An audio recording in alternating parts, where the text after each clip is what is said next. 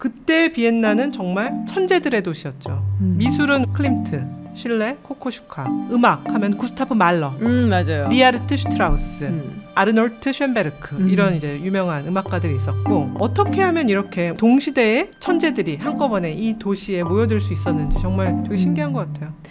그는 여자, 아이들, 그를 두고 싸우는 수많은 사슬에 묶여 있었다. 그래도 그는 나를 따라왔다. 끝에가 방점이야. 그는 나를 따라왔다. 안녕하세요, 롱테이크 김지윤입니다. 안녕하세요, 전혜입니다. 야, 오늘 춥더라고요. 이제 날씨가 오늘 저녁에 15도인가? 영하? 아, 진짜? 네. 하긴 요번 겨울이 조금 덜 추웠던 것 같아요, 지금까지는. 맞아요. 저희 어렸을 때 영하 20도 이런 적 많았어요. 그랬던가? 그러면 내복 2겹씩 입고 다녔는데. 나는 그 기억이 나요. 야쿠르트 있잖아요. 그거를 예전에는 밖에서 배달해주고 주택에 살 때였으니까 얼어 터져서? 얼지. 그거 숟가락으로 파먹는 재미가 엄청 맛있었는데 근데 요새는 그래서 이게 숟가락이 들어오는 구멍이 작잖아. 얼리는 용 나왔죠. 그쵸. 위에서 파먹을 수 있게끔. 정말 아이디어 상품인 것 같아요. 아이디어는 진짜 좋은데 그러니까 또 얼려먹기 싫더라. 약간 나는. 뭐야.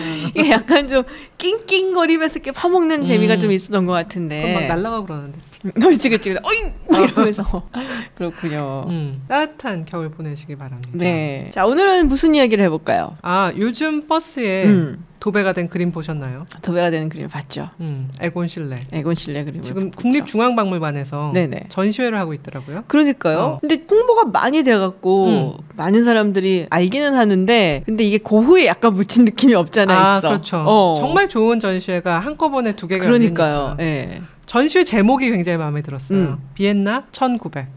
19땡땡. 1900년의 비엔나 이야기 뭐 이런 건가? 이 전시회는 비엔나 레오폴드 미술관에서 에곤 실레, 그 다음에 우리가 좋아하는 클림트, 코코슈카 이런 좋은 작품들이 오스카 코코슈카 대거 날라왔다고 합니다. 사실 저는 아직 못 가봤고요. 그래요? 네, 우리 아이가 와서 데리고 싸러 다니라고 힘들어갖고 아직 못 갔어. 아니 근데 애들이랑 같이 한번 꼭 가보세요. 그러니까 지금 아직 사람이 굉장히 많은데 정말 좋은 그림이 많은 양이 대량 와 있습니다. 가봐야겠네. 그래서 오늘은 그래서 1900년 비엔나에서는 무슨 일이 있었을까와 함께 또 은하님 다녀오셨잖아요. 맞아요. 네, 그래서 에곤 실레, 클림트, 오스카 코코슈카 이야기 한번 해보도록 하겠습니다. 네. 비엔나면은 또 생각나는 것도 여러 개 있는데 뭐가 생각나세요? 저는 비엔나 소세지. 커피? 비엔나 커피. 비엔나 커피. 막 크림 막 이렇게 휘핑 비엔나 올라가지고. 소세지 하니까 너무 나이 들어 보이는 생각이 드네요. 무슨 소리야? 우리 때는 도시락을 싸갔잖아요. 도시락 반찬 중에 최고지. 그 문어 모양으로 해갖고. 그렇게 정성스레 사주셨어. 어머니가? 다른 아이 어머니들이. 우리 어머니는 그렇게 안 해주셨어요. 비엔나에는 비엔나 소시지가 없다면서요? 비엔나에는 비엔나 소시지가 없죠. 뭐야? 그게 이제 유래가 조금 있는데 찾아보니까 원래 프랑크푸르트에서 소세지가 성장을 했대요. 그렇죠. 네, 그리고 우리가 보통 아는 소세지인데 길잖아. 약간. 근데 프랑크푸르트에서 소세지를 만들던 상인이 비엔나로 이주를 했어. 그래서 이제 그거를 여기서 만들어 판 거예요. 근데 예전에 프랑크푸르트에서는 소세지를 소고기로 만들었대요. 지금 우리가 다 돼지고기로 만들죠. 근데 이 비엔나에 와서 소세지를 팔던 사람이 여기다 소고기도 넣고 돼지고기도 섞어서 넣었다는 거예요. 뭐 단가가 비싸서 그랬는지 어떤지 잘 모르겠지만 그래갖고 팔아서 그거를 다시 이제 역수출을 프랑크푸르트나 이쪽으로 하면서 이제 이게 비엔나에서 온 거다. 그래서 비엔나 소세지라고 얘기를 했대요. 근데 우리나라에서 왜 줄줄이 비엔나가 하는지 모르겠어. 이게 상표 이름으로 붙였던 것 같아. 그래서 상술이군요. 네, 상술이 아닌가. 원조는 역시 후랑크 소세지. 그렇지, 후랑크 소세지인 거지. 소세지 얘기는 여기까지 하고 이제 본격적으로 그림 얘기를 해보려고 비엔나 하는데요. 이야기를 이제 조금 비엔나 얘기를 해보도록 하죠. 비엔나 1900년. 1900년 하면은 새로운 세기가 시작되는 해잖아요. 그치. 사실 바로 그 전에는 세기 말. 그 다음에 이제 세기가 시작되고 또 이제 새로운 희망의 찬 날들이 되는데요. 그때 비엔나는 정말 천재들의 도시였죠. 미술은 우리가 아까 말한 대로 클림트, 실레, 코코슈카. 그 다음에 음악 하면 구스타프 말러, 맞아요. 리하르트 슈트라우스. 그 다음에 아르놀트 쇤베르크 이런 이제 유명한 음악가들이 있었고 또 심리학 하면 그분. 또 우리 또 프로이드님께서 그때 거기 계셨고요. 건축으로도 오토 바그너라고 근대 건축의 아버지라고도 불리고 지금의 빈을 가능하게 한 건축가가 그때 살았는데요. 별이 일렬로 뭐 늘어선다 이런 표현도 하는데 어떻게 하면 이렇게 동시대의 천재들이 한꺼번에 이 도시에 모여들 수 있었는지 정말 되게 신기한 것 같아요. 그러니까 마치 그런 것 같은 거예요. 르네상스 하면 딱 생각나는 피렌체라는 도시가 있는데 어떻게 동시대에 저 많은 사람들이 다빈치와 미켈란젤로와 동시대에 어떻게 살아? 그렇죠. 라파엘로도 사실은 겹치잖아요. 어떻게 그럴 수가 있지? 그러니까 이렇게 그 사회가 막 번성하는 시기가 있나 봐. 맞아. 그런 것처럼 비엔나도 사실 그 시대에 굉장히 번성했다. 학문적으로도 그렇고 뭐 예술, 문학적으로도 굉장히 뭐랄까 별처럼 빛나던 순간이었다. 뭐 정말 이렇게. 특별한 시대, 특별한 도시라서 이번에 전시회 이름이 비엔나 1900인 거는 굉장히 영리한 장면인 것 같습니다. 그러네요. 그러니까 뭔가를 좀 아는 사람인 거야. 전시회를 이렇게 만든 사람이. 근데 오스트리아라고 하면은 굉장히 오랜 시간 동안 강대국이었죠. 아, 그렇죠. 네.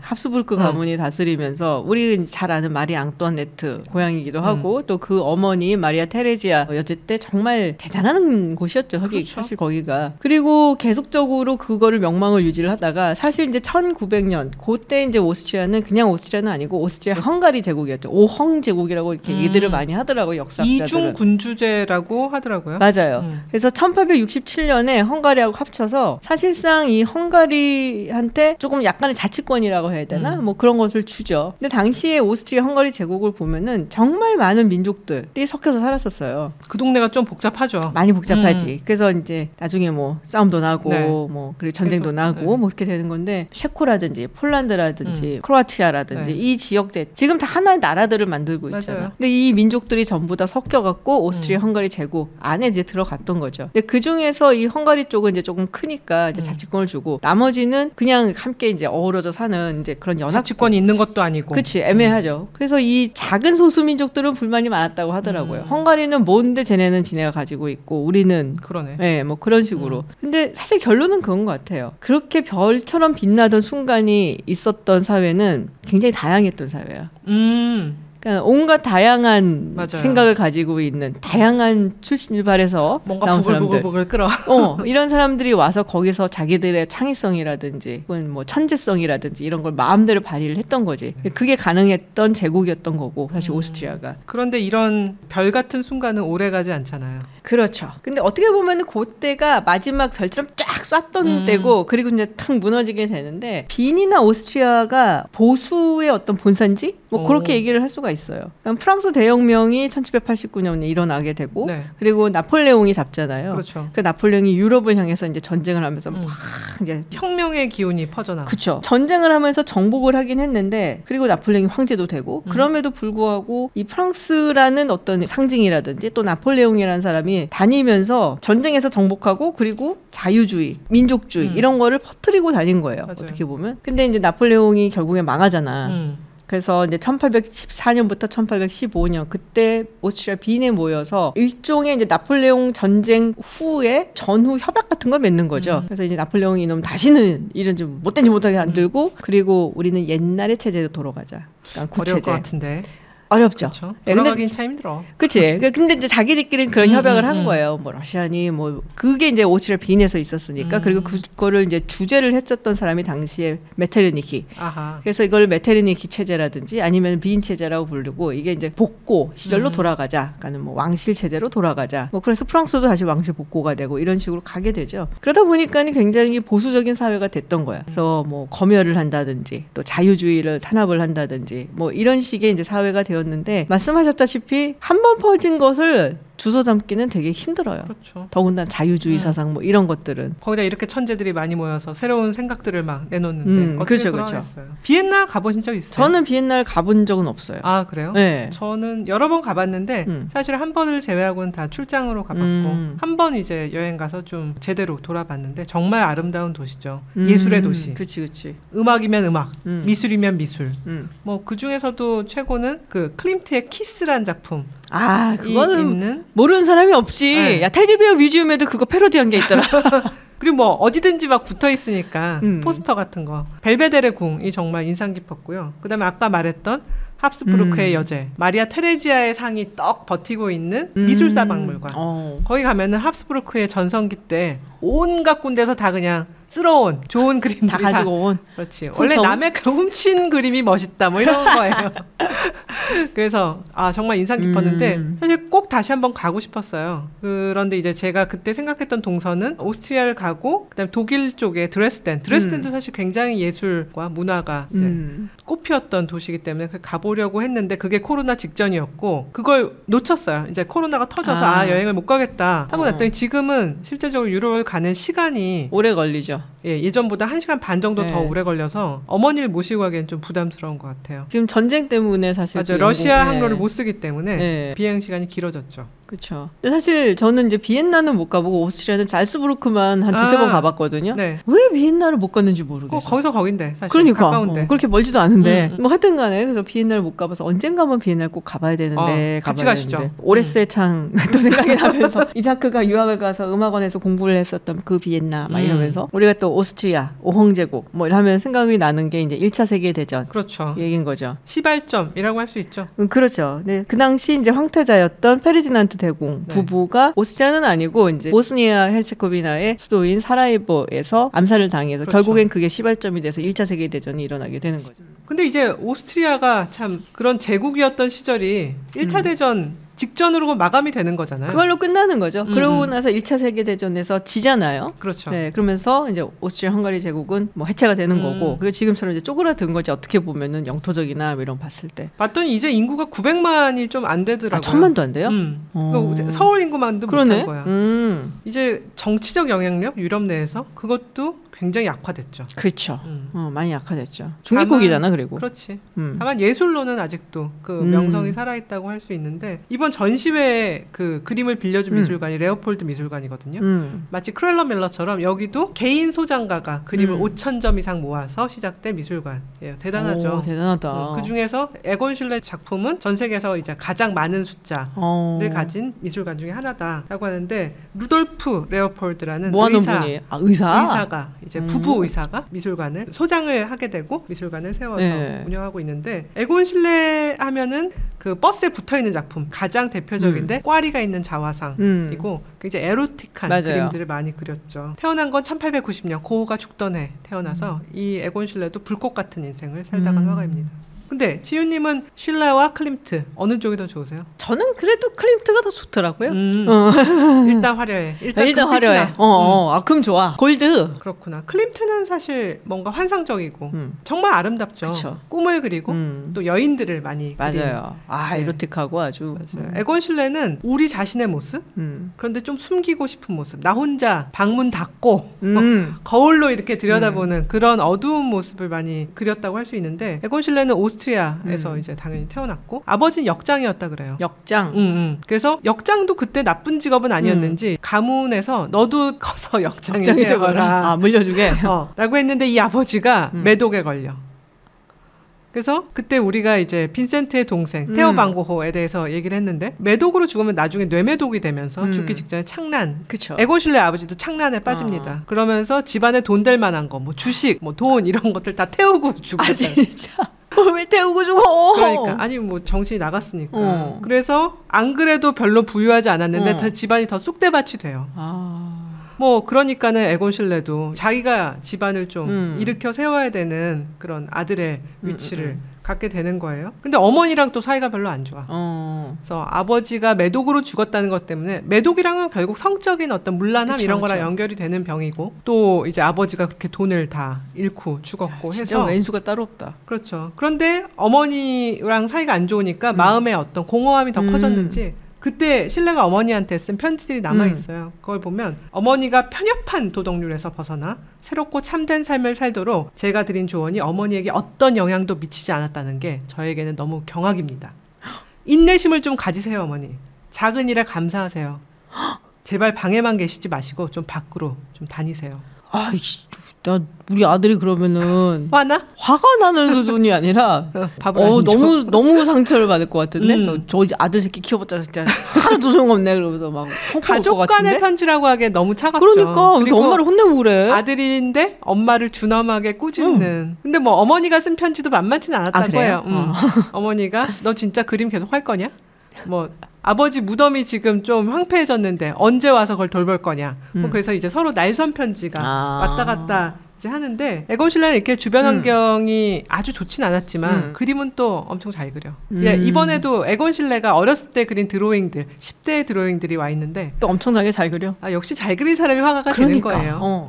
그거는 뭐 변함없는 그렇죠. 진리인 것 같아. 우리가 화가가 안 되는 것도 뭔가 어딘가 숨겨진 재능이 있는 거 아니야? 이거 아니야. 숨겨진 재능이란 건 없어. 다 그리면 나타나게 돼 있어요. 그렇죠. 그래서 14살이 돼서 삼촌이 후견인이 있는데 비엔나에 보내줘요. 얘따 너 비엔나로 가서 공부를 하거라. 그래서 비엔나에 처음에는 약간 공예 같은 걸 섞어서 배우다가 그 유명한 비엔나 아카데미에 들어갑니다. 그런데 아까 황제가 굉장히 보수적인 인물이라고 했잖아요. 사회 전체적인 분위기도 굉장히 보수적이었다는 거예요. 비엔나 아카데미란 것도 그 당대 최고의 무엇 땡땡 이런 곳은 사실 다 보수적일 맞아요. 수밖에 없잖아요. 파리도 그렇잖아요. 그렇지. 전통을 지켜야 되고 자기들은 그 전통에서 또 뺏어 먹을 게 많잖아. 전통을 지켜야 땡땡 협회가 또 이렇게 계속 유지되고 하니까. 그래서 너무 답답한 거야. 결국은 이제 에건 실레는 비엔나 아카데미를 뛰쳐나오게 되는데 이 중간에 참 스승을 만나요. 참 스승 클림트. 뭐 두 사람은 카페에서 만났다고도 얘기가 되는데 정말 클림트는 그때 이미 굉장히 유명 인사예요. 근데 굉장히 탁 트인 인물이었던 것 같아요. 에건 실레에게 이런저런 조언도 해주고 그림도 사주고 교환을 하기도 했다는 그래요. 근데 말을 했다는 거야. 에건 실레 네 그림이 내 그림보다 훨씬 나은데 뭘 바꿀라 그래. 근데 사실 자기가 더 우위적인 위치에 있고 나이가 많으면 그런 말을 하기가 굉장히 힘들잖아요. 아니야, 오히려 쉬워. 그런가? 자신이 있으니까. 어쨌거나 정말 멋있는 관계였던 것 같아요. 그러네. 진짜 멋있네. 나중에 결국은 이제 모델도 소개시켜주거든요. 그때 그때도 얘기했지만 모델을 구해서 돈을 주고 그림을 그린다는 게 사실 굉장히 돈이 드는 일이잖아요. 근데 결국 에건 실레는 클림트가 소개해준 모델 말리랑 사랑에 빠지고 수년간 동거를 하게 됩니다. 그렇군요. 근데 아까도 얘기했지만 비엔나가 그 당시엔 굉장히 보수적이었다라고 얘기했잖아요. 말씀하신 대로 프란츠 요셉 1세가 굉장히 보수적인 소처럼 일하는 굉장히 성실했대요. 성실하고 소처럼 일하고 그리고 이제 보수적인 약간은 고루한 사람, 그러니까 창의력이라든지 이런 게 뛰어난 사람은 아니었던 화내겠어. 거지. 왜 열심히 일한다는 뜻이야. 그냥 소띠분들 화내지 마시고요. 예. 그래서 이제 그 당시에 1800년대 이제 중반쯤 이때쯤에 대규모 도시계획 공사를 하죠. 그러면서 성벽이 있었던 거 이것들을 다 허물고 큰 대로를 만들어요. 링슈트라세. 맞아요. 링슈트라세. 근데 옛날에는 사실 공성전 뭐 이런 거에서 전쟁이 나면은 우리를 적으로부터 보호하기 위해서 성벽을 쌓고 했는데 화학무기 뭐 생겨나고 어쩌고 과학기술이 발전하면서 이게 필요가 없어지잖아요. 그러니까 성벽이 이제 전혀 필요가 없으니까 이제 다 허물고 그 당시에 이제 기술에 맞춰서 그 당시에 교통에 맞춰서 이제 큰 대로를 만들어서 링슈트라세라고 했는데 주변에 뭐 공공 건물도 막 새로 짓고 막 이런 거 예요. 근데 그 건물들의 양식들을 보면은 정말 옛날 거, 뭐 르네상스, 바로크, 뭐 이런 건물들을 막 지어놓는 거야. 아주 클래식한. 실망인데. 이게 1862년인가 링슈트라세가 이제 완공이 되는데 그때면은 이미 영국의 런던에서는 1851년에 첫 만국 박람회를 해요. 그러면서 그 만국 박람회를 유치하기 위해서 이제 건물들을 짓잖아요. 그때 지었던 건물이 유리하고 철골로 만든 크리스탈 팔라스라고 있어요. 남아있진 않아요. 지금 그래요? 다 철거를 했기 때문에. 근데 그때 그거를 묘사한 그림들을 보면은 너무 예뻐요. 그러니까 이미 철거를 가지고 유리를 가지고 건물을 짓고 조금 지나면은 에펠탑 세우고 이러던 시대야. 근데 구시대적이지. 옛날 그 막 석조 건물 막 쩌렁하게 막 지어놓고 이러는. 그러니까는 약간 좀 옛날 분이신 거지. 그런데 또 이제 역설적으로 지금 그때 그 건물들을 보면 너무 아름다워. 그치. 우리는 지금 너무 아름답지. 근데 그 당시에 막 톡톡 튀는 그런 뭐 상상력과 창의력을 가졌던 예술가들, 에곤 실레라든지 이런 사람들을 보기엔 정말 저분 답답하다. 고루하기 짝이 없다. 뭐 이 생각을 했겠지. 그래서 카페에서 3, 4, 5에 모여서 황제를 욕했나? 뒷담화하고. 카페가 많았잖아요. 카페가 많았지. 카페 맞아요. 뮤제움, 카페 센트럴. 많은 지금 유명한 사람들이 카페 고객이었다고 하죠. 비엔나 커피 마시는 거예요 거기서. 크림 막 이만큼 얹어갖고. 비엔나엔 또 비엔나 커피가 없대요. 진짜로? 아인슈페너? 아인슈페너 맞아. 이름을 이제 아인슈페너. 왜 그렇죠. 우리는 비엔나 커피라고 했을까? 모르겠는데. 어디서 그것도 광고에서 나와서 그랬던 것 같아. 그런가? 독수리다방 가면 비엔나 커피 마시고 그랬는데. 크림 이만큼 얹어주고. 그렇죠. 근데 비엔나가 그 커피하우스 문화도 굉장히 유명했대요. 그렇죠. 예, 17세기에 오스만 사람들이 커피 이렇게 톡 던져주고 가갖고 그것부터 시작을 해서 커피하우스가 발전을 했는데 처음으로 열었던 커피하우스, 카페하우스 이름이 블루보틀이었대. 진짜? 그럼 그 지금 블루보틀이 거기서 이름을 따온 건가? 뭐 그건 모르겠어요. 근데 하여튼 블루보틀이었다 그러더라고. 거기에 이제 삼삼오오 모여갖고서는 커피 마시면서 뭐 얘기하고. 그래서 제가 알기로는 비엔나의 그 카페 하우스 문화가 유네스코 무형문화재로 등록이 되어 있을 거예요. 인테리어들이 그때 인테리어를 굉장히 많이 간직하고 있어요. 그 막 샹들리에 막 이렇게 예. 있고 막 가구 같은 것들도 대리석 굉장히. 테이블에다가 막 이렇게 앉아 옛날식의 그런 커피도 맛있고 그다음에 케이크 같은 것도 굉장히 맛있어요. 저는 어딜 가봤냐? 챈트랄 가보고 데멜이란 곳을 갔다 왔는데 굉장히 케이크들도 많고 화려하고. 그 카페 중에 그 케이크로 유명한 카페가 있어요. 자허 자허 토르테라고서는 초콜릿 케이크 네, 유명하죠. 맞아요. 그 카페 자허에서 그 자허 케이크 있다. 그래서 옛날에 내가 한때 정말 베이킹을 할 때 그걸 만들어 보려고 심지어 자허 토르테까지 해봤었는데. 하여튼 클림트, 실레 이런 사람들이 다니던 이 카페. 클림트는 정말 근데 좋아하는 사람이 많잖아요. 근데 뭐 클림트 하면 떠오르는 거는 황금색 찬란한 그림들. 아까 말했던 벨베데레에 있는 키스. 그다음에 나나의 아델블로흐 바우어의 초상. 이런 것들 다 너무 아름답죠. 그렇죠. 저는 다나에를 되게 좋아해요. 네. 근데 예전에 우리나라에서 클림트전을 했었는데 네. 다나에는 안 왔어. 그게 아마 개인 소장으로 제가 기억을 하고 맞아요. 있어요. 개인 소장이라서 한때는 그 갤러리가 문을 열고 있었고 볼 수 있었는데 이제는 그 갤러리가 폐쇄되면서 완전히 볼 수가 없구나. 예, 대중들은 볼 수 없는 그림이 돼버렸죠. 근데 여기저기 이미지는 많이 떠돌죠. 그렇죠. 그게 이제 그리스 신화에서 나온 거잖아요. 스토리가. 그렇죠. 황금비가 막 제우스가 황금비를 받아서. 그렇지. 근데 그것도 이제 되게 재밌는 게 당시 아르고스의 왕이 아크리시오스가 있는데 신탁을 받는 거예요. 너의 딸이 낳은 아이가 널 죽일 것이다. 아니 왜 이렇게 존속살해 이런 게 많은지 모르겠어. 그러니까 프로이드가 오이디푸스 컴플렉스를 만들었겠지. 그러니까 이제 죽기 싫으니까 자기 딸 다나에를 이제 첩탑에 갖다 놓는 거죠.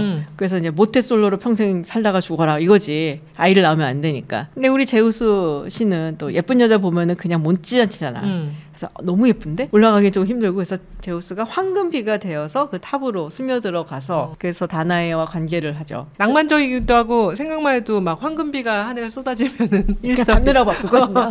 그렇네. 근데 그 장면인 거잖아요. 다나에의 그 장면이. 그렇죠. 그래서 굉장히 에로틱하게 표현을 한 거고 굉장히 섹슈얼한 거고. 그래서 그때 이제 제우스가 막 황금비가 돼서 그리고 다나에를 이제 스며들면서 다나에가 어떻게 보면 이제 절정을 느끼는 황홀에 빠진 순간이다. 그래서 그걸 딱 했는데 너무 예쁜 거야. 그래서 언제 한번 꼭 보고 싶다라는 생각을 했지. 언젠가 볼 수 있는 날이 올까? 근데 하여튼간에 그래서 다나에가 애를 낳아. 애를 낳았고 페르세우스야 그게. 오. 그래서 결국에는 아크리시오스를 죽여. 그러니까 침탁대로 되는 거죠. 그러니까 운명은 피해갈 수 없는 것. 피할 수 없어. 운명은 알 수도 없지만 그치. 피할 수도 없는 것. 하여튼 근데 그 그림이 너무 인상적이어서 저도 도록에서 보고 꼭 보고 싶었는데 쉽지 않겠구나. 다나에를 그린 작가들은 많거든요. 사실 르네상스 때 티치아노도 유명한 다나에를 그렸고 현대 독일의 안셀른 키퍼도 다나에를 그려서 많지만 그래도 클림트가 원탑일 것 같지만 볼 길이 없네요. 그 아델 블로바우어 그거는 영화로 되게 유명했잖아요. 우먼 인 골드. 거기 라이언 레이놀즈가 나왔지. 아 그런가요? 그 사실 그림이 그 아델 블로바우어가 오스트리아의 굉장히 유대인 부호의 부인이죠. 그런데 이제 클림트가 그때 워낙 유명한 이제 여자 명사들의 그림을 그려서 돈을 많이 벌었기 때문에 우리 부인도 한 장. 그래서 이제 그려요. 네, 이제 곧 나치 시대가 되고 그쵸. 그림을 뺏깁니다. 그림을 뺏겼다가 전쟁이 끝나고 나서 그 그림이 주인들은 죽은 것 같고 오스트리아 정부로 귀속이 돼요.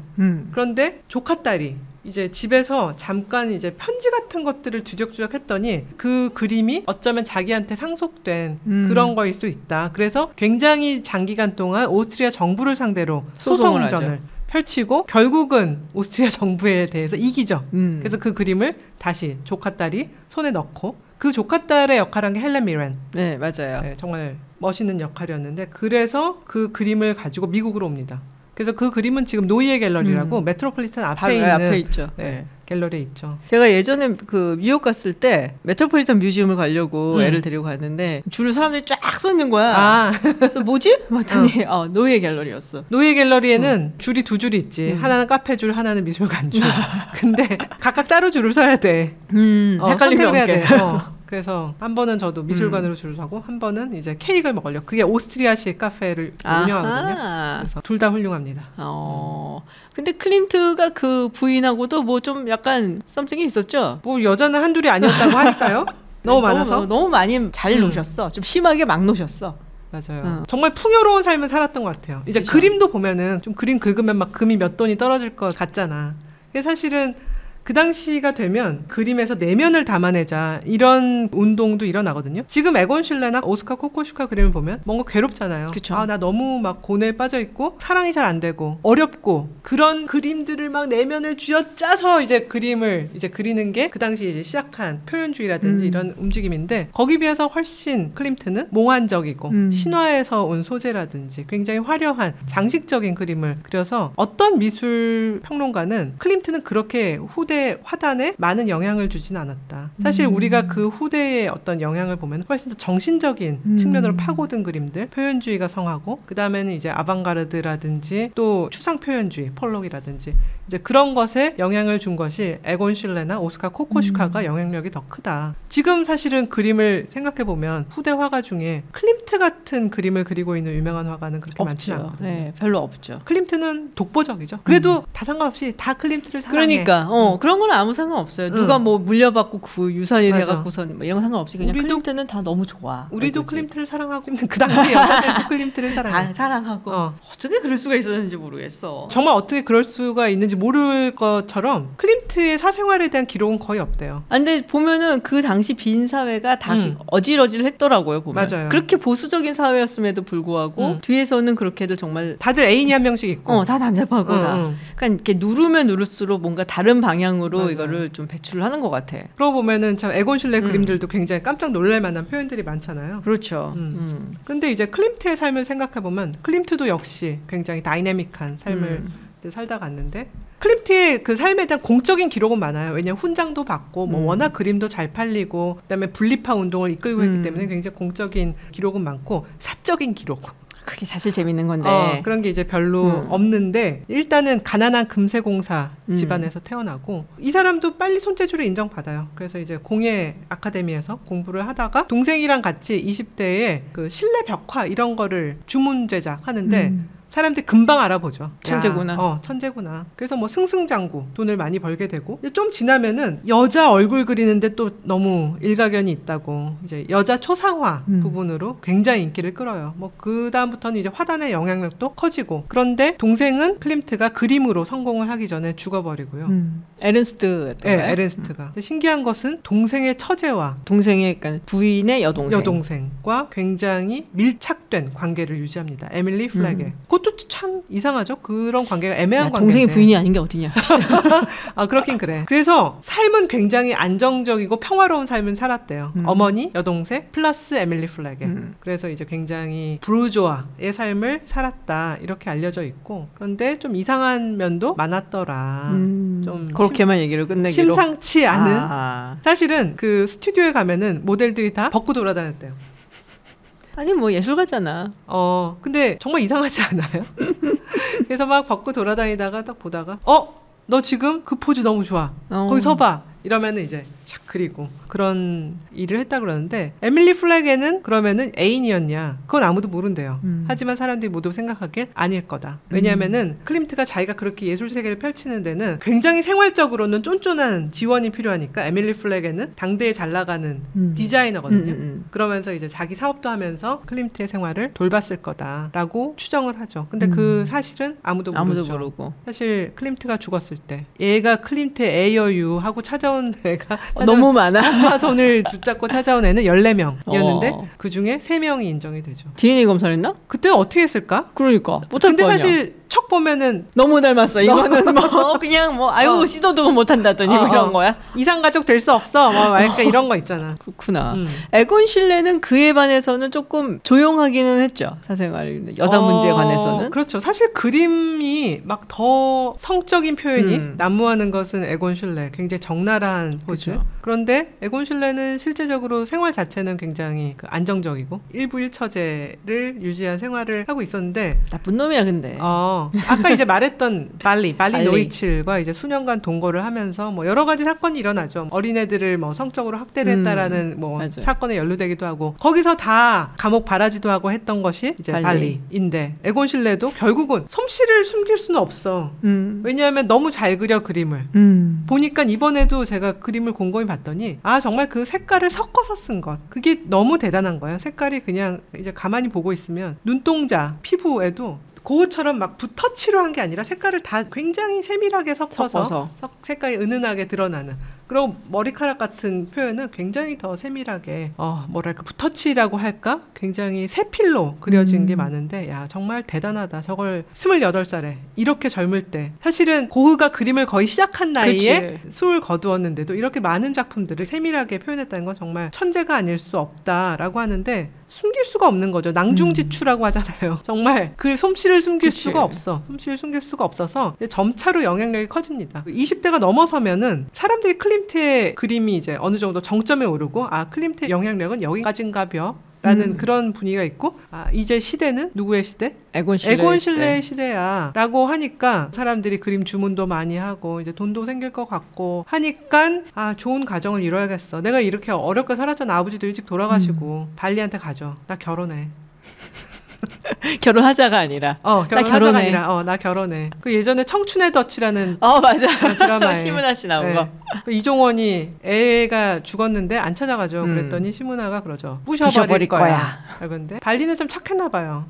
부셔버리겠다고는 안 하고 그냥 돌아선 것 같아요. 그죠? 아, 왜 그랬을까? 그러니까. 역사를 한번 잡았어야 되는데. 한번 드자비를 해줬어야 되는 건데 그런 거는. 근데 그 당시에 이제 에곤 실레가 결혼했던 여자가 에디트라는 하름스죠. 근데 굉장히 부잣집 딸이었고 뒷바라지를 원래 충분히 해줄 수 있는. 부잣집 딸한테 원래 그런 거야. 그렇죠. 그러니까 정말 우리가 아주 전형적인 예전에 무슨 드라마에서 보는 유호정 씨인가? 유호정 씨였나? 이렇게 막 뒷바라지를 해서 고시 합격을 시켜놨더니 이제 부잣집에 딱 가버리는 그렇죠. 뭐 그런 이제 유형이었던 거고. 근데 더 나쁜 놈인 게 결혼해 하고서 빠이빠이가 아니고 근데 결혼한 다음에도 좋아하면은 만날 수는 있고 여행 가고 싶으면 우리 같이 여행도 가지 뭐. 그럴 때 멱살 딱 잡아야 그때 잡아야 되는 거지. 그렇지. 그러니까 놓기는 조금 아깝고 그렇지만 너랑 결혼할 생각은 없어 이거잖아요. 근데 뭐 그냥 떠났나 봐 발리는. 뭐 별로 간호사가 그런 거 없이. 됐대요. 간호사가 돼서 일을 하다가 성홍열에 걸려서 이제 일찍 죽습니다. 성홍열?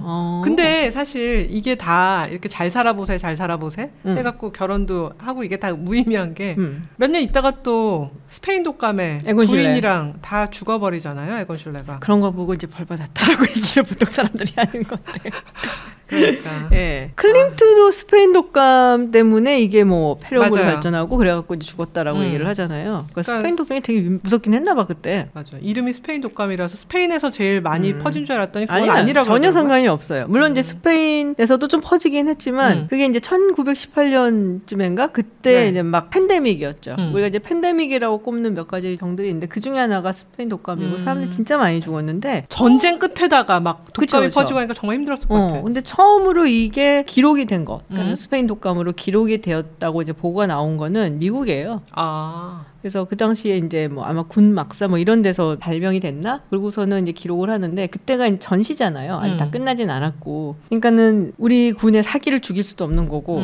이런 게 알려지게 되면 저쪽 군의 사기가 올라가게 되고.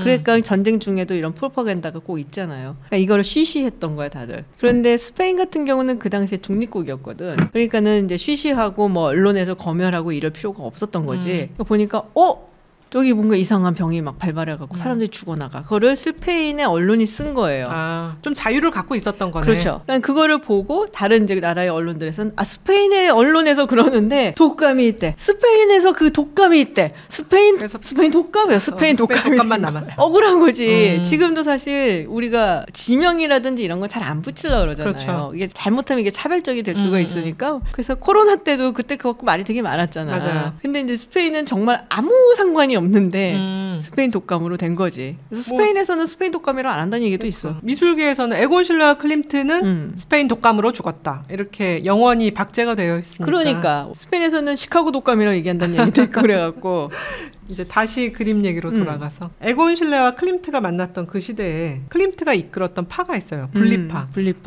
시세션 영어로는 이제 분리하다. 맞아. 미국도 연방에서 분리하고자 하는 사람들 그렇게 불러요. 분리주의자. 이번에 이제 레오폴드 미술관에서 온 그림들의 대부분이 분리파의 그림들인데요. 분리파의 어원이라는 게 로마 시대 특권 귀족이 굉장히 횡포를 많이 부렸대요. 그랬더니 여기에 반감을 품은 서민층, 약간 돈이 있는 그런 서민층들이 도시 외곽에 새로운 집단을 형성했다고 그래요. 그래서 이제 귀족들, 약간 나쁜 귀족들에게 불만을 품은 사람이 도시에서 떨어져 나와서 새로 주거지를 형성한 사람들을 분리파라고 한다. 그 이름을 따서 분리파, 비엔나 분리파가 되는 거죠. 독일에도 있지 않았어요? 맞아요. 베를린 분리파도 있고 뮌헨도 있었던 것 같고. 사실 이제 이 사람들은 그걸 어디서 분리를 했느냐라고 했을 때 아까 그 말을 했던 미술가 연맹, 기득권, 미술계의 기득권층, 미술가 연맹, 그다음 아카데미를 지배하는 사람들, 이 사람들이 외국 그림도 잘 못 보게 했다는 거예요. 자기네들만 기득권을 유지하려고. 근데 그때 그 외국 그림이라는 게 우리는 사실 지금 유럽 여행 가서 그림 본다 그러면은 모든 미술관에 사실은 고는 몇 점씩 있고 마네도 있고 막 이런데 인상파 그림도 제대로 못 봤다는 거야. 그 오스트리아랑 프랑스는 그게 멀지도 않은데. 그렇죠. 그래서 그때 클림트가 주장한 것이 외국 그림을 제대로 보게 해줘. 해외 미술과 지속적으로 접촉을 하겠어. 그렇지. 그다음에 순수 목적의 미술로 좀 이제 그려보겠어. 그리고 공공단체들아, 너희들 그냥 옛날 미술에만 매달려 있지 말고 새로운 미술에도 좀 관심을 가져줘. 그래서 돈을 이제 이런 데도 써야 돼. 굉장히 단순한 이제 요구 사항이었고, 그러니까 얼마나 기본이 안 지켜졌냐라고 이제 생각할 수도 있고, 오늘날의 미술계의 눈으로 본다면. 그다음에 어떻게 보면은 분리파라는 게 일관된 어떤 미술의 사조로는 자리 잡지를 못해요. 그래서 사실 그렇게 오래가는 운동은 아니었죠. 약간 클림트가 주도를 해서 그런 것이 아닌가 하는 얘기도 있긴 하더라고, 진짜로. 사실 클림트는 굉장히 그림 자체는 새로운 건 없었어요. 왜냐하면 클림트 그림을 생각해 보세요. 신화를 많이 배경으로 했죠. 고전주의의 그림들이 대부분 누드를 그려도 뭘 소재로 하냐? 신화를 소재로 한다. 그다음에 굉장히 사실적으로, 사실 이상적인 몸매를 사실적으로 그려야 해. 사실적인 것을 사실적으로 그린 게 아니야. 못생긴 채로 그린 게 아니라 뭔가 이상화를 한 다음에 사실적으로 그려야 해. 근데 클림트 그림 그런 게 많거든요. 그쵸. 그렇기 때문에 클림트의 그림 자체는 사실은 굉장히 새로운 시도인가. 사실 진짜 지금까지 살아있는 새로운 그림이란 것은 에곤 실레나 오스카 코코슈카, 인간의 내면을 굉장히 아프게 그려낸 그림들이죠. 그래도 클림트가 좋아. 그렇죠. 굉장히 보기만 해도 아름답다고 느낄 수 있고 기분 좋아지고. 맞아요. 네, 환상 속에 있는 것 같고 그렇잖아요. 정말 아픔을 주는 그림을 그린 사람은 이제 마지막으로 우리가 얘기한 오스카 코코슈카. 집착증 환자. 그렇죠. 정말 연애 이야기 하면은 또 오스카 코코슈카입니다. 네, 그렇죠. 네. 분리파의 3대장이라고 이제 하면서 표현주의의 거장이라고 많이 표현을 하죠. 왜냐하면 이제 보통 그림을 그린 게 자신의 연애 실패를 그쵸. 정말 극대화하게 이제 심리적인 표현을 통해서 그리고, 또 오스카 코코슈카가 유명했던 거는 그 당시 비엔나 명사들의 초상화를 많이 그리는데 정말 그 사람들의 실제 모습보다는 내면의 세계를 뚫어보는 듯한 그런 그림을 많이 그렸다고 해요. 그래서 굉장히 오랫동안 오스카 코코슈카의 영향력은 이제 미술계에 지속이 되죠. 근데 또 코코슈카 하면은 연애 이야기를 왜 빼놓을 수가 없잖아요. 그렇죠. 오스카 코코슈카는 늘 같이 다니는 이름이 있죠. 알마 말러. 그러니까 말러라는 성에서 다들 눈치를 채셨겠지만 말러의 부인입니다. 구스타프 말러의. 맞아요. 근데 이 여자가 정말 판무 파탈이라고 해야 되나? 그렇죠. 비엔나 최고의 판무 파탈. 뭐 역사상 이렇게 대단한 판무 파탈 슬래시 뮤즈. 근데 제가 예전에 이 알마에 대한 영화를 본 적이 있어요. 그래요? 네. TV에서 본 것 같은데 그냥 우연히 보게 됐어요. 그거를. 그래서 이 알마에 대해서 이제 알게 되고 그러면서 클림트도 나오네? 코코슈카도 나오네? 말로가 나오네? 막 이러고 봤었던 기억이 나는데 거기서 보면은 이제 클림트하고도 뭔가가 있었어. 맞아요. 그래서 한 17살 땐가? 알마가? 그래서 클림트 화실에 가고, 워낙에 또 클림트가 그 당시에 여자들 이리저리 만나고 다니는 걸 이제 유명하고 또 젊은 여자 그렇게 좋아했거든요, 클림트가. 그러니까 이제 알마의 아버지가 그 이상한 놈 그 화실에 가서 가지도 말라고, 엮이면 안 된다고, 왜 그딴 놈이랑 엮여가 그러냐고 막 화를 내고 혼을 내는데 보면서 당신 딸도 만만치 않아요. 막 그 생각을 하면서 봤었던 기억이 있어요. 클림트가 17살 연상이었던 걸로 알고 있어요. 그 아버지, 양아버지죠. 카를 몰이라고. 카를 몰의 그림도 이번 전시회에 같이 와 있습니다. 근데 카를 몰의 친구였죠. 워낙 카를 몰도 예술계의 명사였어요. 그러니까 이제 카를 몰의 집에도 많은 예술가들이 왔다 갔다 했고, 알마 말러는 굉장히 남자를 유혹하는 여러 가지 본능인지 그게 이제 자기가 익힌 건지 모르지만 머리를 탁 친다든지 토스토스 이거 그건데 딱 그거 묶는 거 보이고 있잖아. 뭐 그런 거. 근데 머리 묶을 때 꼭 한 가닥이 탁 흘러내리게 뭐 이런 것들을 굉장히 잘했다고 해요. 그래요? 우리 머리는 도저히 되지 않아. 그리고 되게 부지런해야 돼. 왜냐면 우리가 지금 그러면 안 돼. 그래서 정말 연애를 했었다고 해요. 그래 또 오래까지 살아요. 알마 말러는 나중에 뉴욕에 가서도 굉장히 번스타인까지 만날 정도로 맞아. 사는데 또 자기가 클림트랑 사귀었다고 글을 남겼어요. 그는 모든 면에서 아름다웠고 이미 유명한 사람이었다. 그렇지. 그의 아름다움과 나의 젊음, 그의 천재성과 나의 재능, 우리가 공유한 심오한 삶의 선율은 우리 둘 모두의 심금을 울렸다. 그는 여자, 아이들, 그를 두고 싸우는 수많은 사슬에 묶여 있었다. 그래도 그는 나를 따라왔다. 끝에가 방점이야. 그는 나를 따라왔다. 내가 위너야. 막 이건 했다. 근데 할머니 돼서 이런 걸 쓰는 것도 좀 이렇게 민망하지. 민망할 것 같은데. 그냥 파무파탈이 되는 게 아니에요. 그러니까 아무나 되는 게 아니야. 아무나 되는 게 아니야. 근데 결국에는 구스타프 말러하고 결혼을 하죠. 맞아요. 20살 연상? 거의 19살 연상 정도 되죠. 근데 이 말러가 이제 원래 또 병약하고 그렇죠. 굉장히 체구도 작고 신경도 예민한 사람이고 그런데 그럼에도 불구하고 꽤 잘 살았던 것 같아 보니까 이미 이제 당대 최고의 지휘자, 당대 최고의 그렇죠. 작곡자였죠. 네, 그러니까 굉장히 많은 남자들을 만나고 다니고 보니까 이제 썸도 되게 많이 타고 말러의 부인일 적에도 뭐 여러 가지. 아니 근데 말러도 문제가 있는 거지. 자기가 그렇게 병약하고 그러면 튼실하고 그래도 그 자기 내조를 잘할 사람을 골라야지. 외모 지상주의야 이것도. 외모 지상주의 폐해입니다. 야, 나 같아도 변우석 같은 사람 좋아. 나 같아도 잘생기고 그러는 남자가 좋지. 내 생각은 안 하는 거야. 그렇죠. 내가 뭐 나이가 많고 내가 뭐 병약하고 이런 상관없이 일단 보기에 내가 능력이 돼갖고서는 그 사람이 날 좋아한다면 나도 뭐 잘생긴 남자가 좋지. 그거는 왜 말러 탓을 하고 그래. 오래 못 살아서 안타까워서.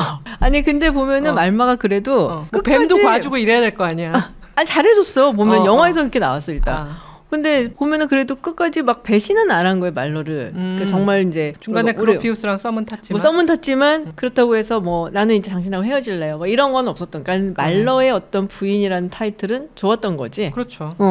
그래서 끝까지 뭐 죽을 때까지 말러를 또 뭐 옆에서 지켜주고 보살피고. 근데 말러가 죽고 난 다음에는 마음대로 이제 다니시지.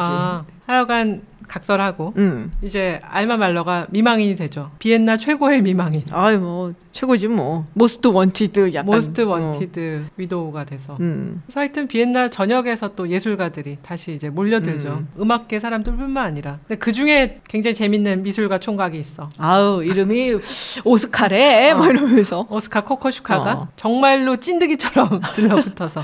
근데 사실은 좋아해요. 알마 말러도 사랑을 하고 이제 서로 굉장히 잘 지내는데 그래서 걸작들을 남기죠. 이중초상화 둘이 그려져 있는 그다음에 바람의 신부 그런 그림들을 막 이제 얼굴이 다 드러나게 쫙쫙 그려내니까 비엔나에선 이런 거죠. 쟤네 둘 사귀나벼? 그러니까 오스카 코코슈카는 보여주고 싶었던 것 같아. 알마 말런 누나는 내 여자니까 뭐 이러는 거죠. 근데 그거야. 우리가 이제 사귀게 되면은 좀 더 좋아하는 쪽에서 자기 프로필 사진 바꾸잖아. 근데 남은 안 바꿔서 상대는 너는 왜 프로필 사진에 나랑 같이 있는 거 안 올려? 딱 그거거든. 근데 알마는 부담스러운 거지 그게. 원래 더 사랑하는 사람이 지는 거예요. 그렇죠. 그래서 점점 더 집착이 심해져서 그림도 맨날 알마 말러 그림만 주로 그렸다 그래요. 그래서 알마 말러가 아니 저 사람은 내 그림밖에는 그릴 줄 모르나? 막 이러고 그랬는데 막 옷도 알마 말러의 가운을 입고 다니고 빨간 가운. 그래서 이제 부담스러우니까 그 정도면 정신병이지 거의. 거리를 두게 되고 좀 있다가 예전에 썸을 탔던 그로피우스. 이 사람 좀 안정적이고 건실한 것 같아. 점잖고. 그래서 결혼을 하게 되죠. 그로피우스는 바우하우스. 예, 창시자죠. 그래서 이제 보면은 클림트 미술, 구스타브 말러 음악. 건축으로 가. 그다음에 이제 다시 미술로 왔다가 이번 세 분야 건축으로 가는데 잘 살았냐 하면은 여기서도 별로 평탄치 못하게 중간에 이제 애가 죽기도 하고 그런 문제가 있으면서 다시 바람을 핍니다. 이번엔 다 섭렵을 했으니까 예술분이 남은 것은 글로 가야지. 문학을 해야지. 프란츠 베르페리라고 굉장히 전도 유망한 작가와 사랑에 빠지고 그로피우스는 결혼이 이제 거의 파탄이 나면서 바우하우스를 장설을 하죠. 그 세계 문학에 굉장한 기여를 많이 한 거야. 알마가? 잘 안 될 때마다 사람들이 막 예술품을 막 팍팍 만들어내니까. 코코슈카는 그러고 나서 1차 세계대전 참전했던 걸로 아는데.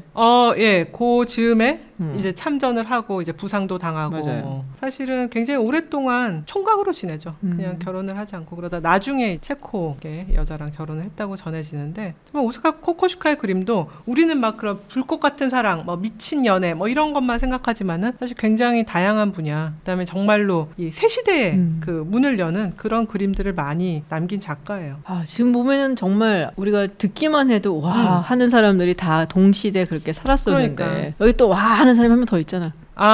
열등감 덩어리? 열등감 덩어리. 아니 사실은 우리가 예술에 대해서 되게 늘 제가 말씀드린 것 중에 하나가 착각을 하는 게 예술가는 가난하다. 예술가는 당대에 인정을 받지 못하고 후대에 인정을 받는다. 하지만 사실은 알고 보면 대부분의 사람들은 당대 인정을 받아. 당대에 다 인정을 받습니다. 숨길 수가 없어. 재능은 숨길 맞아. 수가 없어. 얼굴도 숨길 수가 없는데 재능도 숨길 수가 없어서 고호도 사실 죽기 전에 그쵸. 이미 이제 인정을 받기 시작했고 사실은 실내나 뭐 코코슈카나 다 이제 그쵸. 당대에 인정을 받게 되거든요. 아까 말씀드렸지만 에곤 실레는 10대에 이미 빈 아카데미에 입학을 하잖아요. 자기가 뛰쳐나오지. 그런데 한 명은 입학이 안 돼. 아우 너무 가고 싶은데 너무 떨어져. 가고 싶은데 자꾸 떨어져. 좀 붙여주지 그랬어. 그러니까 그래서 원망을 쌓아. 그래서 비엔나 남성 쉼터에서 근근히 그림을 그리며 그 분노를 쌓아가던 남자가 있었어요. 그렇죠. 그 이름? 아돌프 히틀러라고. 맞아. 아마 비엔나 아카데미에서 받아들여 줬으면 2차 대전은 일어나지 않았어 라고 하면 과장이고요. 많은 사람들이 그런 식의 약간 반농담을 하죠. 네.